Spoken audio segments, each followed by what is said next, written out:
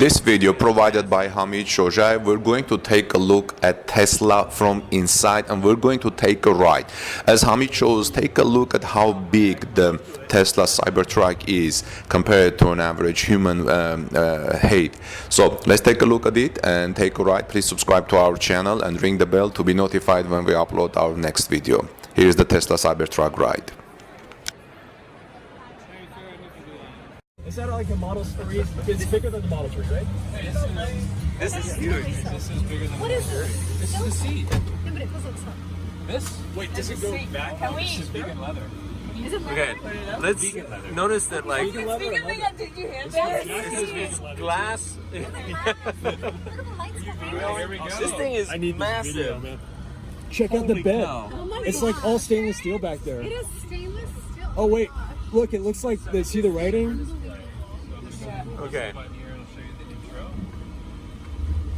And I wait, want the what is Mustang I want to go down the Hawthorne Park. the rear view mirror is like video. Wow. That is amazing. We're just going to hop out here on phone Jack is Drive. dead. We'll do a 0 to 60 quickly here for you. Great. And the roof is glass? That's beautiful. What's that? Is that like stone or It is so I'll take guesses. Everyone thinks it's quartz or marble. Is it titanium? No, it'd be too expensive. So I'm so glad they did the camera view mirror, because I have my camera view up all the time and I don't use my It looks mirrors. like Jump stone. in. Okay, yeah. Woo! Is this the triple Oh my motor? gosh, that is Wow. This is just the double motor? Wow. Oh my god. This is Also like amazing. that one. This I like is that really rating zero.